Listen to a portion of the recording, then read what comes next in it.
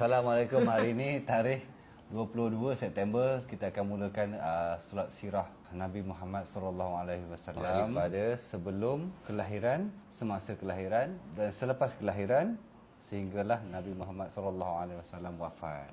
Okey, jadi Amu kita nak mulakan dengan mana dulu Amu? Kalau kisah pasal Mekah boleh? Tempat Nabi lahir. InsyaAllah. Okey.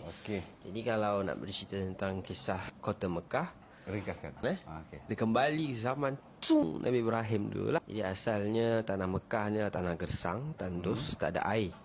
Ada penempatan. Ini padang pasir lah. Betul, padang pasir semata. Dan yang asal-asalnya Nabi Ibrahim datang membawa isterinya Siti Hajar dan juga Nabi Ismail. Jadi masa tu datang kat situ memang padang pasir lah. Ya, betul. Memang padang pasir. Kadang kontang tanah tu. Lepas tu? Tapi tu asalnya kawasan lalu pedagang. Kawasan tu ada orang lalu je lah. Lalu je kan. Macam pertengahan perjalanan.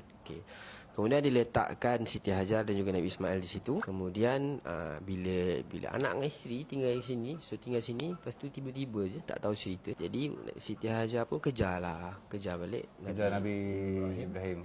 Sebab Nabi Ibrahim bila letak Siti Hajar dengan anak situ terus boleh dah pergi. Jadi tanyalah, kau nak tinggalkan kami dekat tanah kena kontang macam ni ke? Lebih kurang macam tu lah. Nabi Ibrahim jawab apa? Senyap. Tak jawab apa-apa. Lepas tu ditanya kali kedua, tanya kali ketiga, soalan sama juga. Lepas tu tak jawab juga.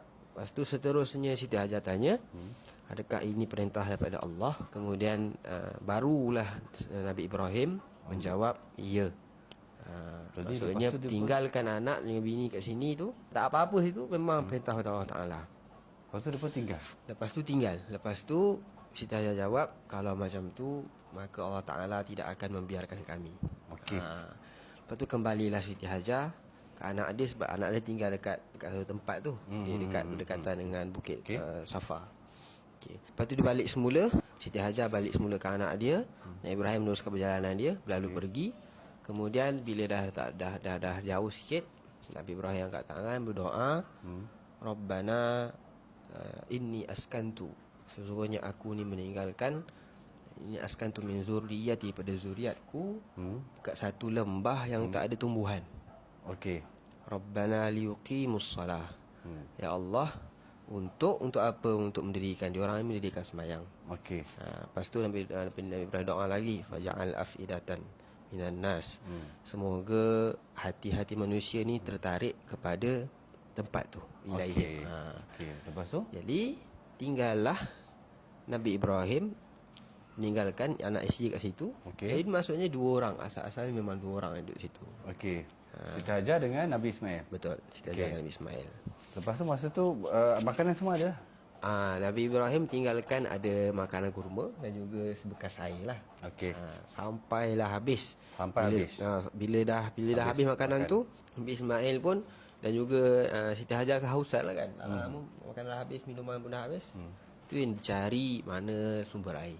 Naik atas bukit Safa, cari tengok. Lepas tu bila turun tu dia nak cari tempat lain lah, panggil nak cari orang. Tengok orang, mana orang ada sumber air, makanan tak ada, kosong. Lepas tu berjalanlah pergi ke Bukit Marwah. Masa tengah perjalanan tu dia nampak macam ada, kalau macam orang kata apa, nampak Fata Morgana. Kalau kat berapa pasir kan nampak macam ada air pada jauh.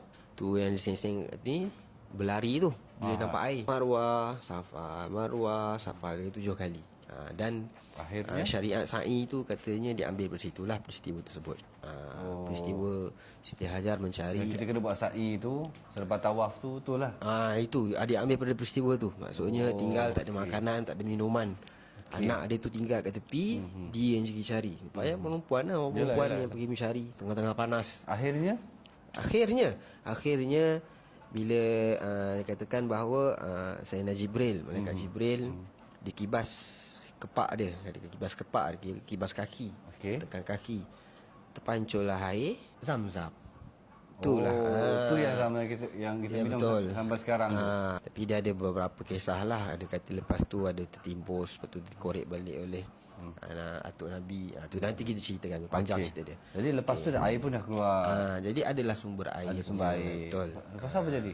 Lepas tu cerita dia sekarang ni macam mana daripada kering kontang tu Tak ada penempatan, tak ada orang.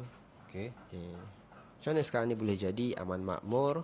Ramai orang. Kita tengok ramai sekarang ni, itulah hotel semua kan. Ini macam mana nak tahu? Nantikan kami esok akan datang. InsyaAllah. InsyaAllah. Episod 2 nanti Episod 2 lah. Okey, insyaAllah.